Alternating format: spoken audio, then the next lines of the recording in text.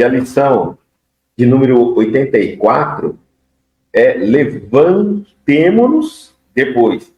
85, testemunho. Vamos nos erguer e pronto para trabalhar com o propósito de promovermos, construirmos, edificarmos o nosso testemunho. Não testemunho da vida dos outros. O testemunho de nossa própria vida. Será uma coisa maravilhosa podermos, do outro lado, no mundo espiritual, quando morrermos, lembrarmos das boas ações que fizemos na terra. Lembrarmos dos trabalhos, da caridade, e ouvirmos, muitas vezes, o pensamento dos que ficaram na terra. Ah, obrigado, fulano de tal, porque você me ajudou. Obrigado, ciclano. Quer dizer, a obra alcançando o coração daqueles que precisavam. Isso é muito importante para nós. Lição de número 86, e diz assim: Jesus e os amigos. Aqui vai nos falar sobre Jesus e os amigos. Observe aqui a colocação, antes de iniciar o título, que não é o Cristo e os amigos. É Jesus e os amigos. Por quê? Se Jesus é o Cristo, por que na hora utilizamos Jesus para referenciarmos alguma coisa e ora referenciamos ao Cristo? Quando falamos Jesus, é quando estamos dizendo um mundo nosso, igual a nós, todos nós. Jesus tinha um corpo como nós, apesar de ser um Cristo, mas estava no mundo como todos nós, certo? Porém com a sua evolução crística. Quando ele fala Cristo e os amigos, é acima de nós. É a entidade extremamente evoluída. Um arcanjo. Nem imaginamos como que eles funcionam, suas estruturas hierárquicas lá. Então, não seria possível falar deles para nós. Então, quando ele fala Jesus e os amigos, Jesus e os amigos têm alguns problemas. O Cristo e os amigos do Cristo não tem nenhum. Eles são perfeitos. É Jesus. Jesus e os amigos. Está no Evangelho de João. E Jesus diz assim, capítulo 15, versículo 13. Ninguém tem maior amor do que este, de dar a alguém a vida pelos seus amigos. Então, aqui a mensagem é do Cristo, do Jesus, das relações que Jesus estabeleceu no mundo da terra. No entanto, ele começa assim, dizendo, olha bem, na localização histórica do Cristo, não de Jesus. Entendeu? Impressiona-nos a realidade de sua imensa afeição pela humanidade. Cristo só vê humanidade. Compreenderam? Jesus tinha amigos. Pedro, João, Tiago. Cristo tinha a humanidade. A visão de uma entidade crística era pela humanidade, pelo planeta, por todas as criações criadas pelo Pai, que lhe foi permitido. Pelos homens, a entidade crística fez tudo o que era possível em renúncia e dedicação, através de Jesus. Seus atos foram celebrados em assembleias de confraternização e de amor. A primeira manifestação de seu apostolado verificou-se na festa jubilosa de um lar. De cada foi ali o primeiro, Maria meio que antecipa a missão de Jesus naquele trabalho ali. Bom, é muito importante entender que essa passagem dos 4 evangelhos só se conta em um, que é o Evangelho de João. Os outros 3 não citam essa passagem. Quando isso acontece, os estudiosos nos orientam, os exegetas, né? Os estudiosos do Evangelho dizem, quando assim acontece, ou isso não aconteceu como estamos entendendo, como está escrito, ou foi tão insignificante que os outros 3 nem sentiam necessidade de escrevê-lo. Então, quando a gente vai estudar a psicologia de João, o evangelista, vamos compreender que João foi o apóstolo mais jovem e entendeu em maior profundidade a missão de Jesus.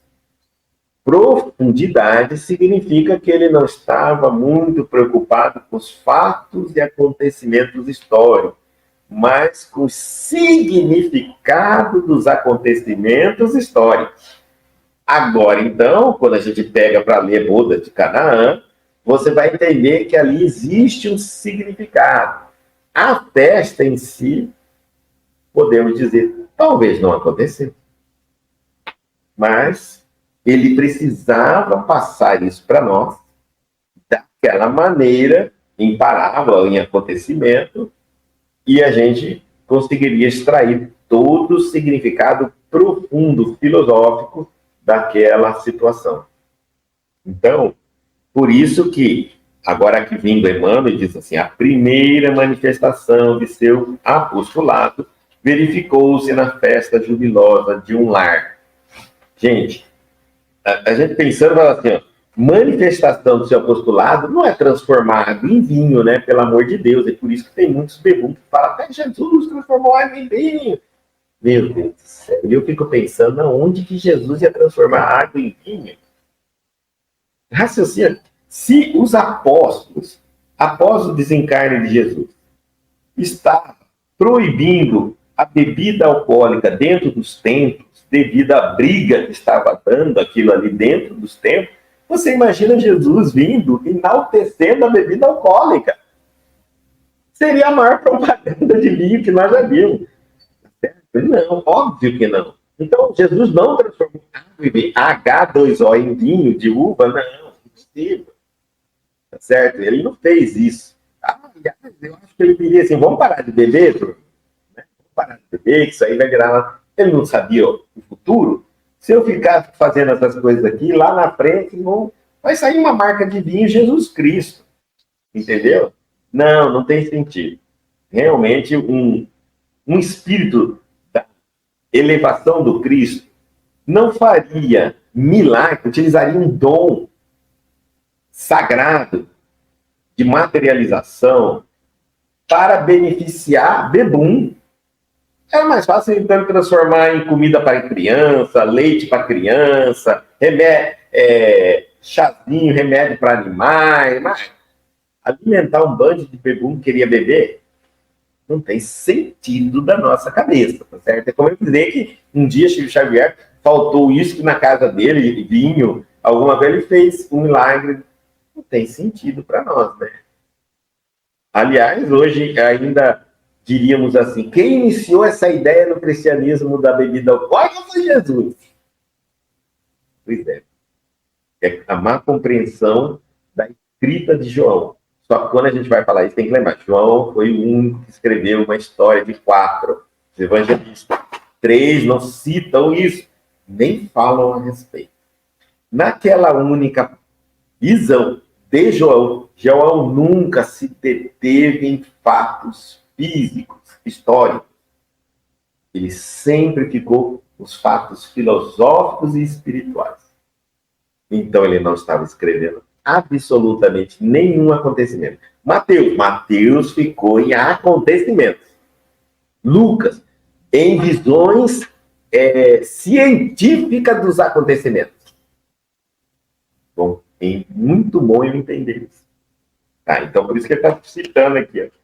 Olha aí, a primeira manifestação do seu apostolado. É a primeira vez que Jesus começa a se manifestar dentro do seu apostolado. Não é transformado em vinho, né, gente? Quando que eu começo o meu apostolado? Ele começa a pregar, ensinar. Tem uma palestra só sobre esse significado.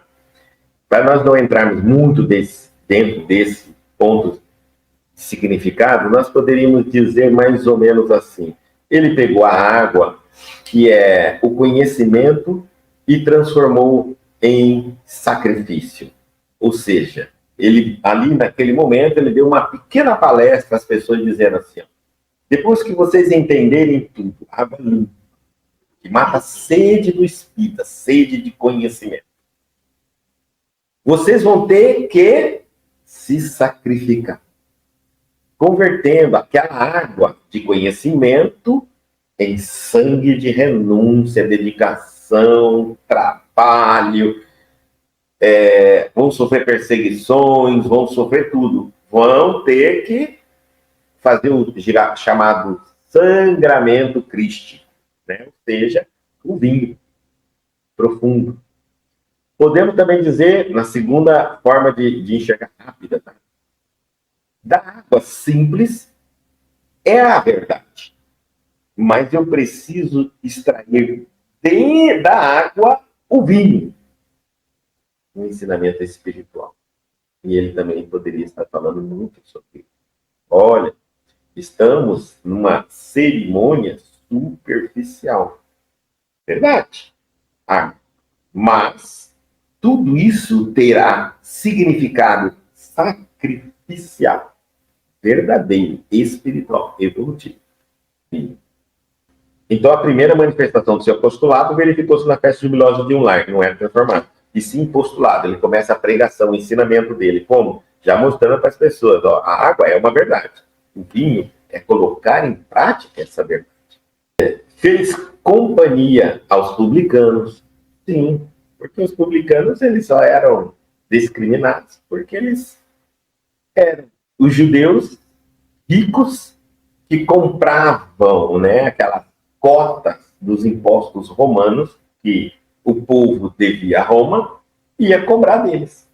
Então, era mal visto porque alguns publicanos eles eram egoístas, maldosos, exploradores, então explorava através dos juros, da cobrança dos juros, o seu povo. Mas tinha pessoas de boa fé. Em toda profissão do mundo tem gente séria e tem gente malandra. Então não podemos dizer, por exemplo, até os políticos, coitados, não falam, político não parece que tem político bom. É difícil, mas tem. E aí ele diz assim, sentiu sede da perfeita compreensão de seus discípulos. Ele falta, né? Falta dos espíritos estarem conscientes. Ele sabia, como mestre, que apesar de ele estar ensinando os discípulos a verdade, muitos deles ainda não conseguiam compreender as palavras que Jesus falava. Era muito longe o que ele já via e sabia para o que os discípulos eram capazes naquela época de entender. Até hoje existem coisas que nos é ensinado e nós não compreendemos. É natural. O pensamento humano tem que ir evoluindo. Evoluindo para a gente conseguir entender cada vez mais coisas. E é por isso, por essa necessidade do pensamento ter que evoluir, é que nós precisamos espiritualizar mais a nossa fé e não materializá-la. Quanto mais materializamos a nossa fé, menos conseguimos entender as coisas espirituais, que elas são totalmente diferentes das coisas materiais. Uma vez que só no mundo da matéria as leis do macrocosmo não é a mesma lei dos microcosmos. Então, já só isso na matéria, imagine o espiritual e o material. Aí não tem nada a ver mesmo. Tá? Então, por isso que a física quântica prova que tudo é diferente da física tradicional. Isso é onde a gente pode testar, avaliar, verificar, estudar. Agora, imagine matéria em estudo. É muito longe.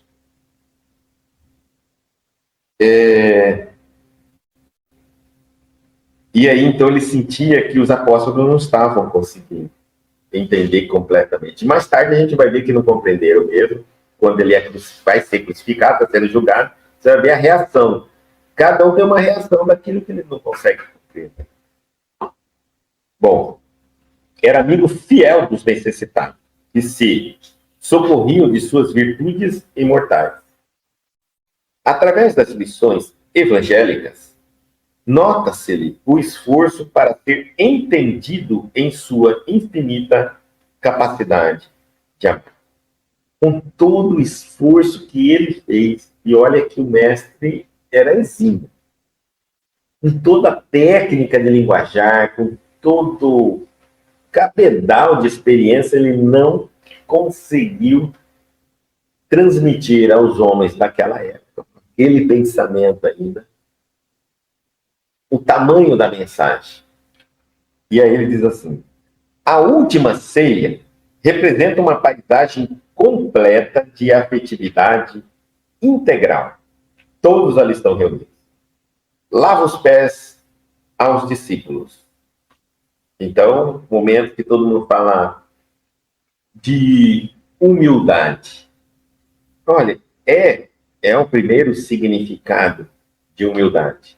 Mas tem um significado que nós esquecemos. Os pés é o que nos liga ao mundo físico. Todos nós pisamos na terra pelos pés.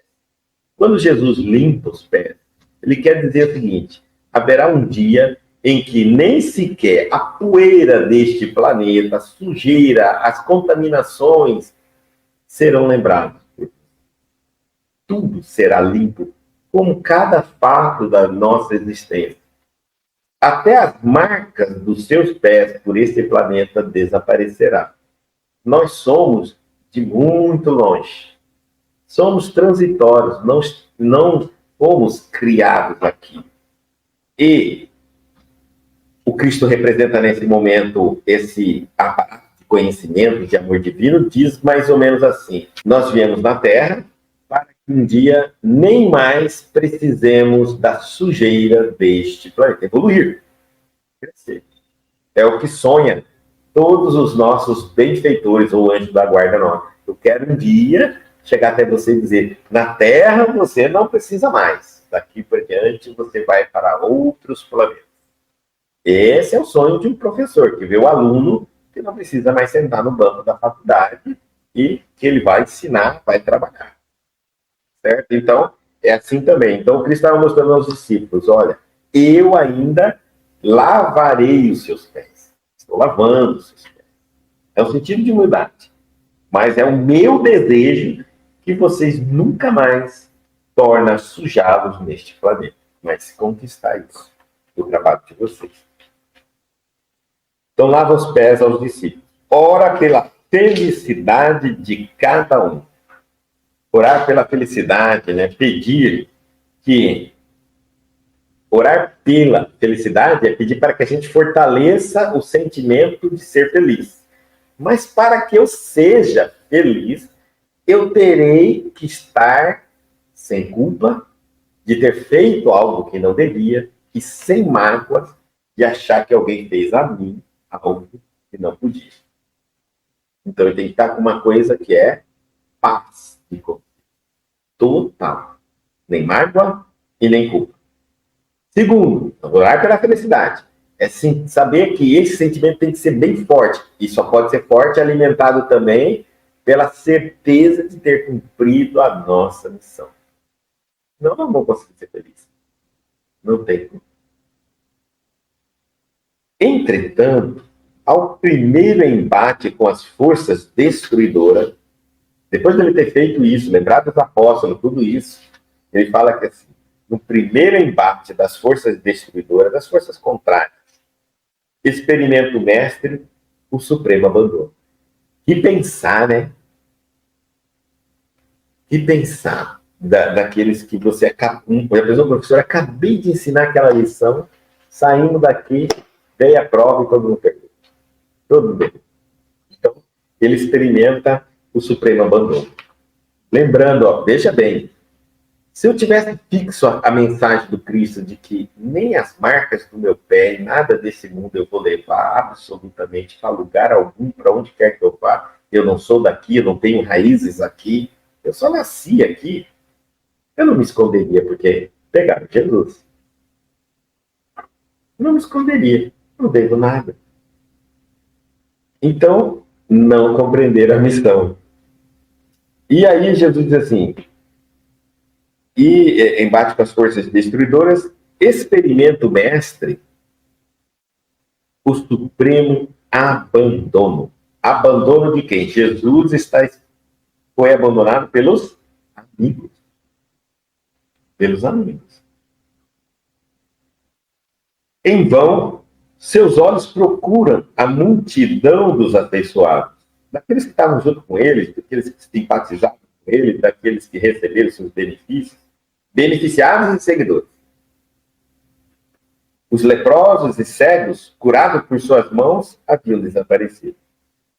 Porque, na verdade, quando existe apenas o fenômeno, ninguém aprendeu nada. Ninguém teria aprendido absolutamente nada. Judas entregou com um beijo. Simão, que lhe gozara a convivência doméstica, negou 3 vezes. Vocês já pararam para pensar por que Judas beijou Jesus? Por que Jesus não apontou? Ele é Jesus. Aliás, nem precisava, né? Jesus era tão conhecido naquela época que todos aqueles espíritos de Sinédrio já conheciam Jesus. Então, por isso que é importante a gente entender. Por que ele teve que avançar e beijar Jesus? Por que ele não apontou com a mão? Vamos supor que algum deles. E vamos supor, quase impossível, que nenhum daqueles soldados conhecesse Jesus fisicamente. Quase impossível. Jesus já era muito conhecido naquela época. E muitos daqueles desvios já tinham seguido Jesus em diversos para levar informações para os fariseus. Então eles sabiam. Bom, para a gente pensar, tá? Por que teve que ser com um beijo? Interessante. Simão, que lhe gozara a convivência doméstica, negou 3 vezes. Então, Jesus residiu por um tempo, enquanto esteve na terra, na casa de Pedro. Então, de uma certa forma, foram mais íntimos. E, no entanto, ele negou 3 vezes. Também tem uma explicação significada dessa negação. É importante que ele não nega o Jesus. Às vezes, o medo que nós temos por não termos certeza do futuro é que faz a gente negar a verdade, não porque eu não acredito na verdade, eu até aceito, é racional, eu só não confio, tá? Eu não tenho fé nessa verdade, porque ainda não aconteceu comigo, falta experiência. Então ele tinha que negar, né? E o medo da vida dele ali no meio daquele processo. João e Tiago dormiram no horto. E aí, por isso que ele aqui vem mais adiante, a próxima lição 87, porque dorme. Então, isso está mostrando também como os apóstolos não compreenderam em profundidade os ensinamentos de Jesus. Os demais preferiram estacionar em acordos apressados com as acusações injustas. Mesmo depois da ressurreição, Tomé exigiu-lhe sinais. E aqui também mostra que, às vezes, quando a gente não compreende um acontecimento, podemos ser levados a acreditar em mentiras. De forma rápida, quase compulsiva. Hoje nós estamos vendo muito fake news em tudo. Então, quando a gente não está muito por dentro do assunto, a gente é levado de rodão no chamado acusações injustas, apressada, acordos apressados. É quando eu estou naquela sede de entender o que está acontecendo e, de repente, vem uma informação. E eu já imediatamente me agarro naquela informação para justificar. Agora estou entendendo, agora estou entendendo. E depois, para eu desapegar daquilo que eu me apeguei, e alguém diz, mas isso é fake news. Ah, meu Deus do céu, sério? Mas é fake news? Ah, meu Deus, e agora? Então, qual que é a explicação? Então, às vezes, eu fico com dificuldade de me libertar daquilo, porque aquela informação, apesar de ser errada, mentirosa, me libertou da angústia que eu tinha, que eu estava em busca. Eu posso acontecer isso aí, acusações. E aí eu me apego em acordos apressados. Certo? Mesmo depois da ressurreição, Tomé exigiu-lhe sinais. Vamos lembrar que cada apóstolo ele é uma virtude e um defeito humano de todos nós. Nós temos 12 virtudes então, e 12 defeitos. Cada um deles representa em nós. Está aqui, nossos apóstolos. Vamos tentar explicar uma visão para vocês entenderem. Jesus é uma personalidade. Hoje, cada um de nós tem a sua. Antônio, João, Pedro, seu SIC, seu CPF. Isso é uma personalidade. Jesus tinha uma entidade. Ele era um espírito crístico. Nós não somos tanto assim. Somos espíritos mortais. Estamos aqui, né? Somos espíritos em evolução ainda. Não que ele não está na evolução, ele está, mas muito inferior a ele. Então, estamos iguais, né? na composição. Estou mostrando a composição. Jesus, Antônio, João, Maria, Pedro, Cristo, a nossa individualidade.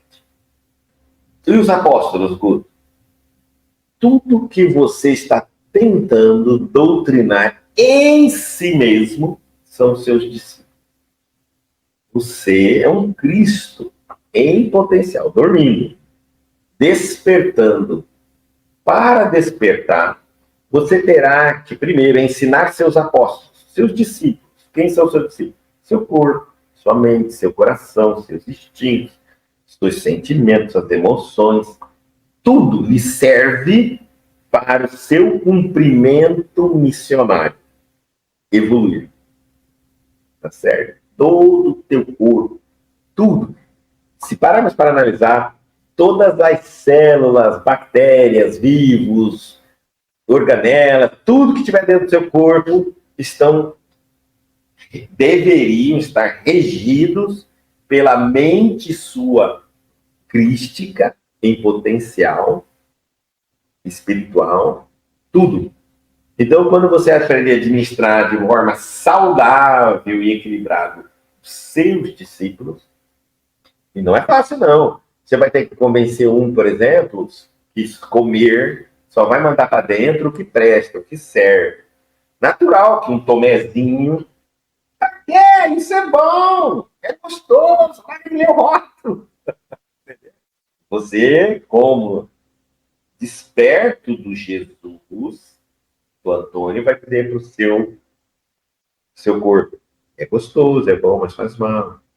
Isso aqui é fácil, mas não presta. Isso outro, rouba, pega, toma, leva para casa, é seu, mas não pode.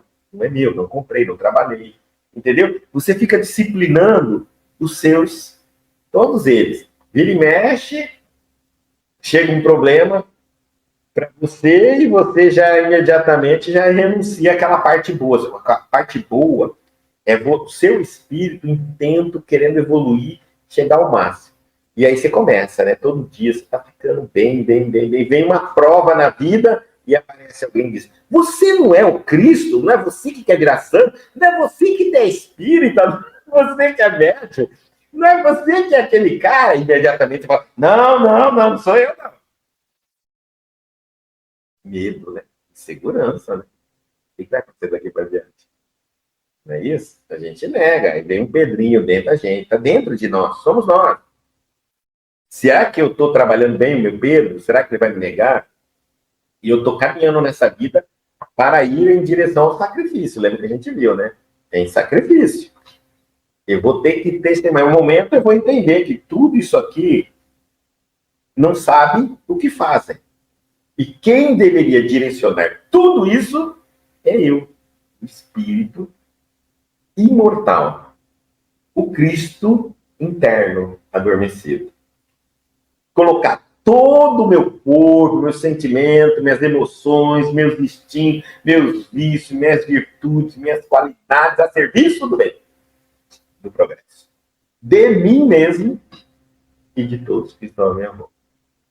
Toda a Bíblia tem significados. A Santa Ceia é você sentado no seu quarto, sozinho, puxando, elevando seus pensamentos, conectando com o mais alto do Pai, de Deus, e tentando se conhecer todos os meandros do seu corpo, dos seus discípulos, de tudo que você vai precisar, preparando-se para... E dizendo mais, né? O corpo, eu alimento com o corpo. Mata a fome do corpo. Tomai e comei todos vós, e bactérias, células, átomos, tudo, alimentem-se. Né? Agora, tem o sangue é muito importante, porque o sangue deve estar contaminado com tudo que é bom, porque o sangue recebe energia prana, alimenta cada célula do nosso corpo. Mas não tem como falar de mais aprofundado agora. Isso tem que ser uma palestra só desse assunto. Mas é importante a gente entender como ele começa aqui falando Jesus e os amigos, e temos também o Cristo interno nosso. Todas essas falhas que ocorreram no campo humano, no campo material, é porque estamos envolvidos com personagens humanos e também ocorrerão na nossa trajetória evolutiva, você com você mesmo, em diversos momentos.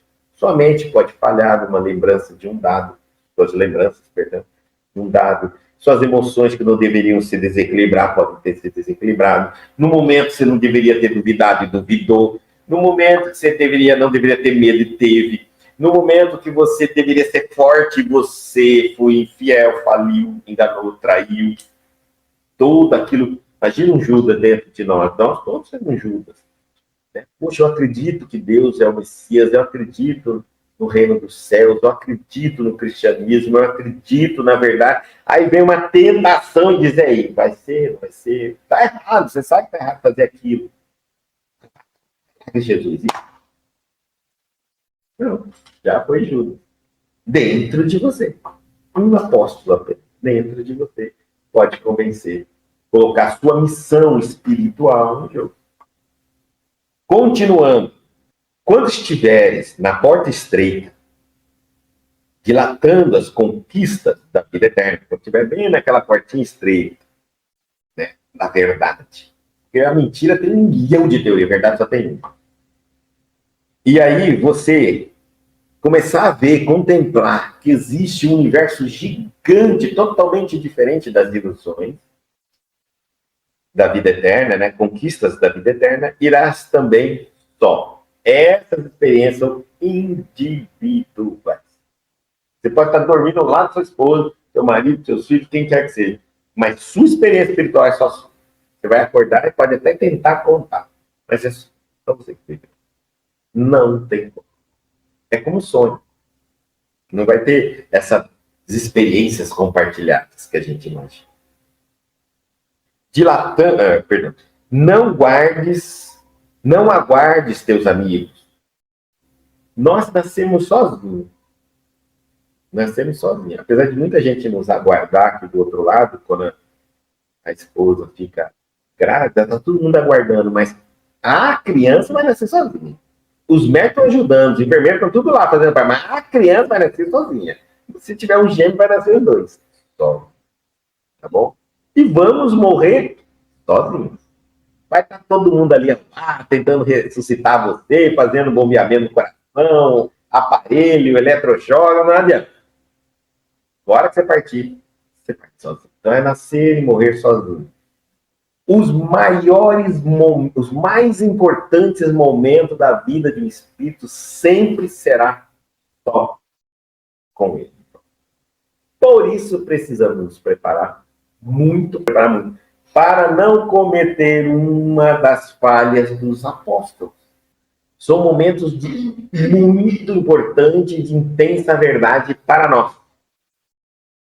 E eu não posso vacilar. Já pensou na hora H? Eu senti que a morte está me chegando, que realmente não tem como retornar, eu vou morrer. Eu não aceito a vida após a morte. Não aceito morrer. Judas. É o inverso. Não aceito morrer. Nego o meu destino. E aí eu me torno um espírito obsessor de um monte de outros aqui. Até que eu aceito o meu destino. Então, começa a duvidar. Se estou morrendo, se existe vida após a morte, não existe. Tudo isso vai criar, plasmar o mundo espiritual para onde eu vou. Se eu não acreditar na vida após a morte, provavelmente eu vou dormir.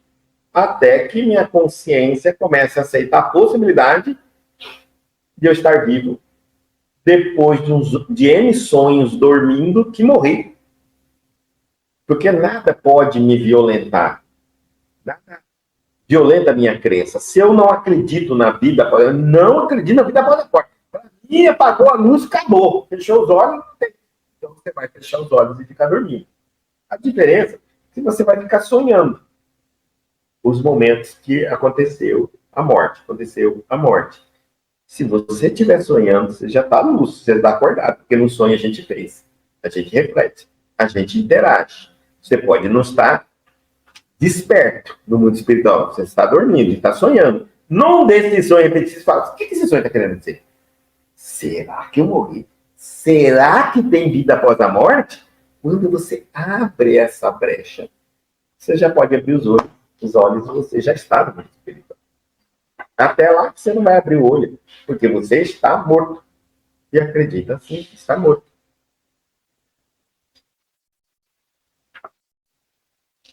Então, dilatando as conquistas da vida eterna, irás também sozinho. Não aguardes teus amigos. Olha, está todo mundo junto, mas essa caminhada é cada um por si.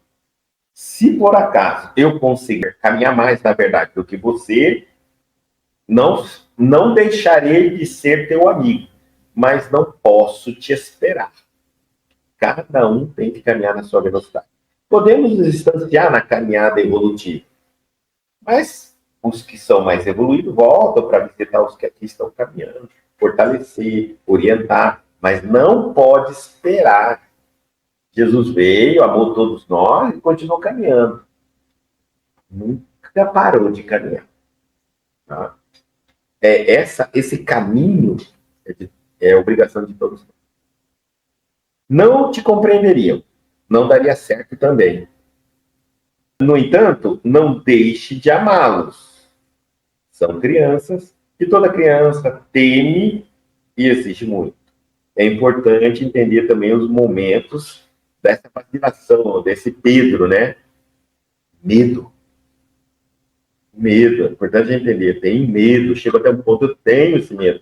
Entenda.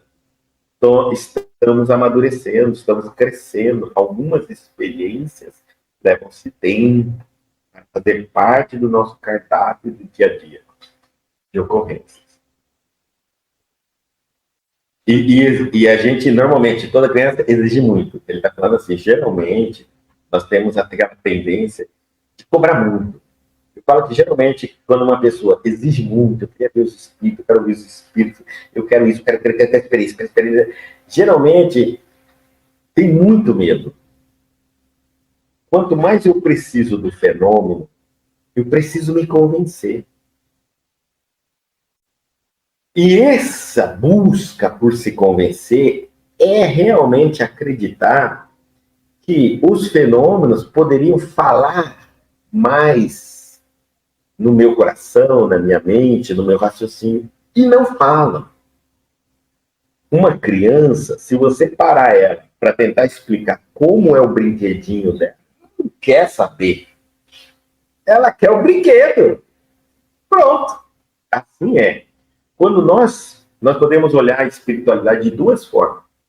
Querendo o brinquedo, a espiritualidade gerando fenômenos, aparição, luz, fala, indireta, flutuando objetos, é o brinquedo, pronto. Ou estudar como os fenômenos acontecem, por quê, quem os faz, como são o mundo espiritual. Então depende de como eu encaro essa relação minha com o espiritual. Sou uma criança ou sou um adulto? Então, normalmente, quanto mais ansiedade eu tenho no mundo espiritual, das experiências do mundo espiritual, eu tenho muito medo. Eu tenho muita cautela. Tem uma série... inclusive, a gente diz que são as pessoas mais fáceis de serem enganadas. Devido a essa exigência, né? De querer o fenômeno. E nós sabemos que todos os fenômenos espirituais já que temos conhecimento que ocorreram na Terra podem ser mistificados, falsificados e são feitos por mágicos aí inúmeros pelo mundo em shows aí e não são verdadeiros. Então, por quê? Porque o homem basta ver algo autêntico, ele falsifica. Ele falsifica joia, ouro, diamante. Não vai falsificar um fenômeno? Lógico que ele vai falsificar um fenômeno. Então, isso não torna, por eu ter uma série de joias falsificadas de diamante, de ouro, de prata, seja o que for, não quer dizer que não existe o verdadeiro. Por ter uma série de mágicas feitas em público, né, mostrando a falsidade de truques, né, que são vistos parecido com os fenômenos mediúnicos, não quer dizer que os fenômenos mediúnicos não existem. Nada quer dizer. Aliás, alguém deve ter visto um verdadeiro e depois criado uma maneira eficiente de falsificá-lo.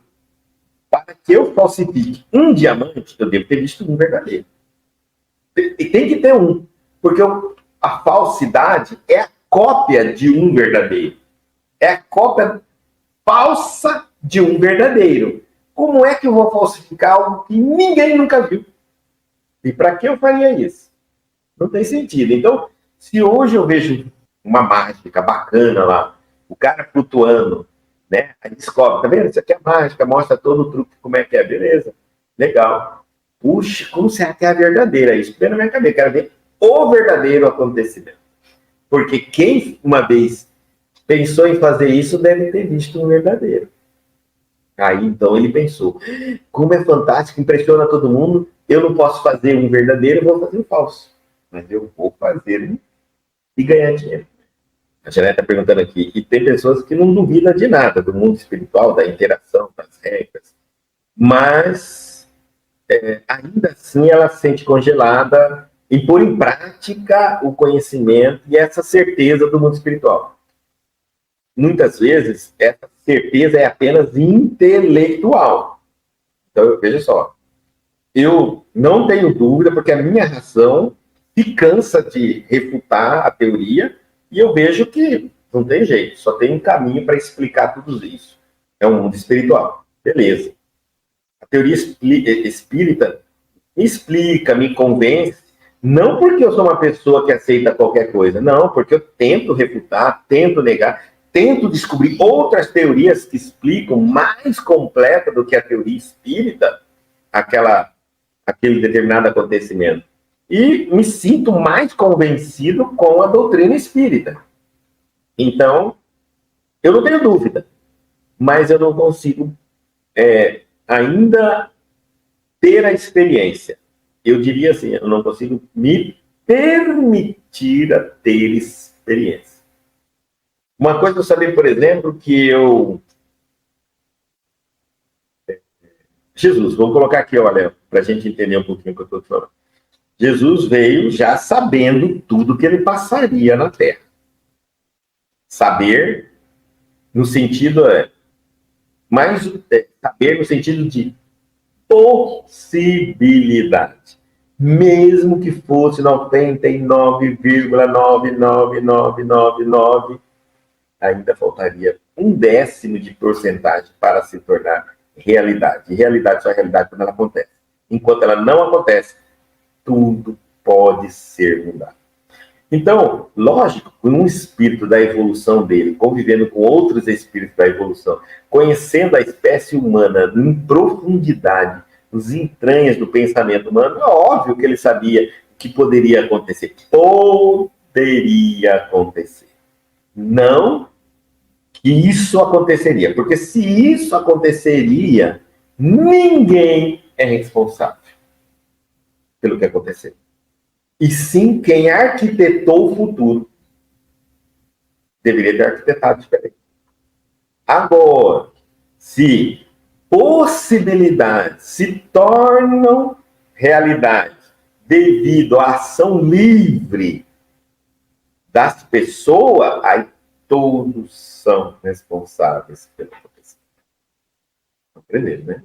Então, Jesus tinha possibilidade de não aceitarem devido às influências religiosas da época, a evolução do ser humano, o egoísmo, uma série de coisas. Mas ele deveria assim mesmo tentar. É isso, para a gente entender. Judas não tinha que trair Jesus. Haveria possibilidade de ser entregue ele de outra forma? Haveria. mas haveria de ser entregue também por Judas. Entendeu? Todos tinham pontos fracos. É como uma obsessão, gente. Ela estuda a pessoa antes de entrar na vida da pessoa e vê quais são os pontos fracos. Ela acredita que ela vai ter 100% de êxito de convencer aquela pessoa, de levar aquela pessoa no caminho que ela vai direcionar. Mas ela não dá de dar certeza, porque a pessoa pode despertar num determinado momento e falar, não vou para esse caminho, não, tá errado. Isso aqui é demais para mim, parei, chega. Até que eu vou, até que eu não vou. Pronto, a obsessão vai falar, e agora? Não tem como.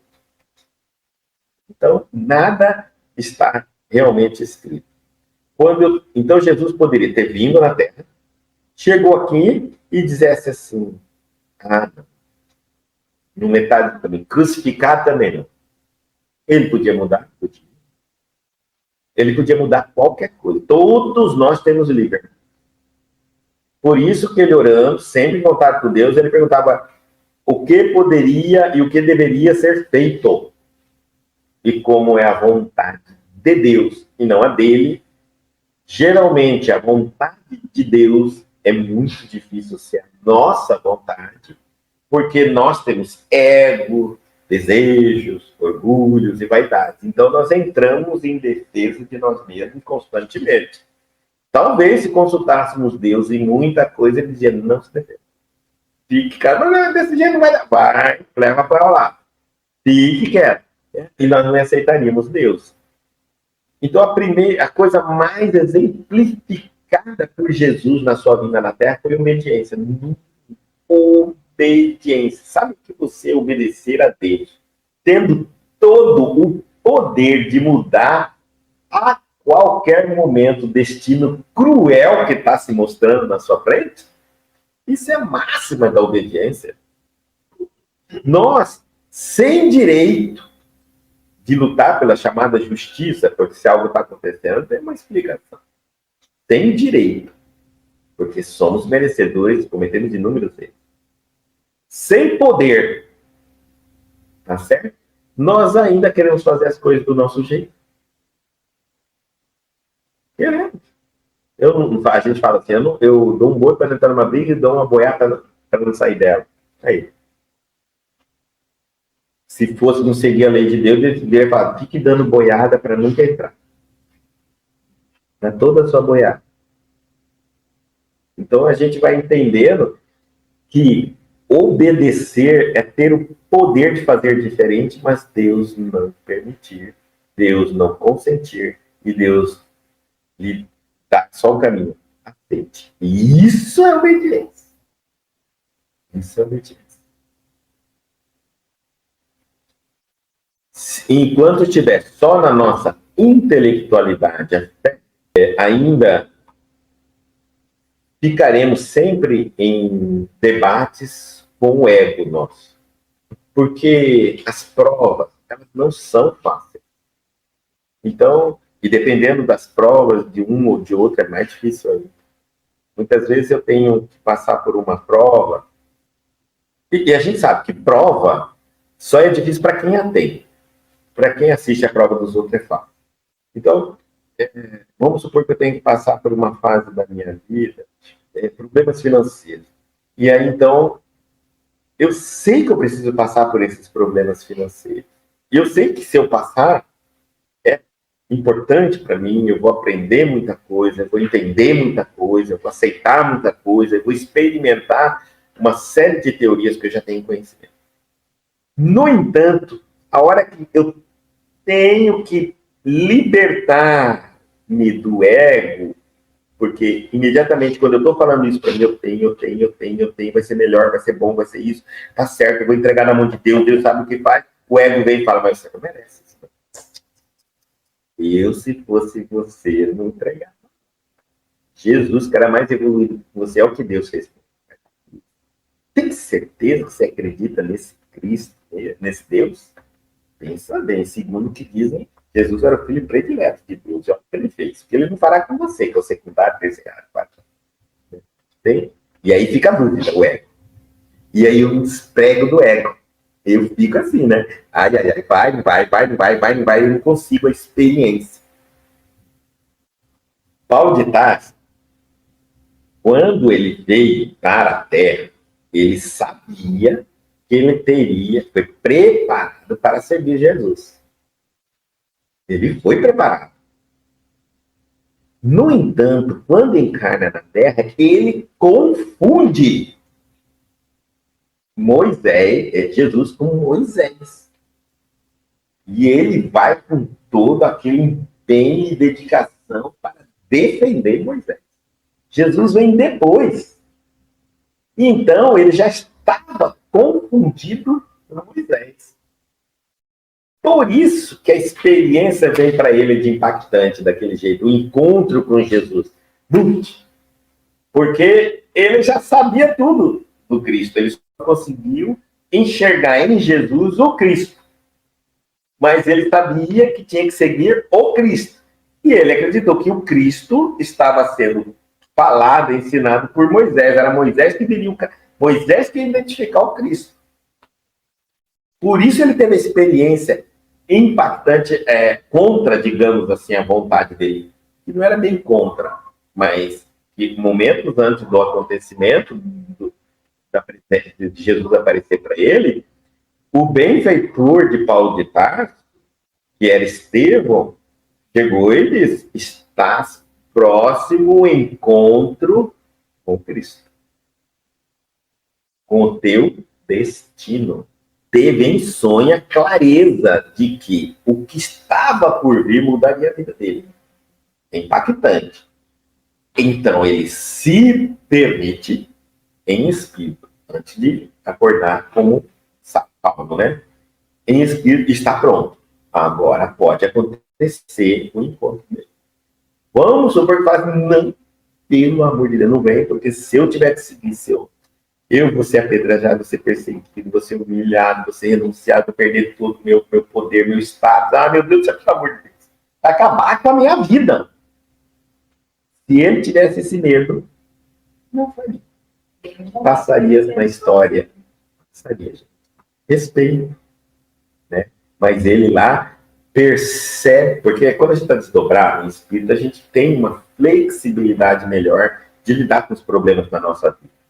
Então, quando um benfeitor fala assim, você está caminhando no caminho errado, você foi preparado para isso, para aquilo, eu consigo enxergar com mais facilidade, mas quando eu acordo no meu corpo preso, aprisionado em toda a pressão da sociedade, da cultura, da minha vida que eu escolhi, da minha família, de tudo, eu me acovardo. Eu não consigo mais ter aquela coragem. Porque lá do outro lado, quando eu acordo, quando eu desperto como espírito, eu sou um espírito, não devo nada a ninguém. O que eu tenho que fazer aí? Faz tal coisa. Ah, tem coragem, tem tudo. Aí quando eu acordo aqui eu já sou marido, mulher, filho de fulano, filho de Beltrano, na sociedade, cultura brasileira, tem filho, tem na... E aí a coisa... Não é fácil. Então, por isso que a nossa fé precisa desse período. O Cristo podia ter mudado, não mudou.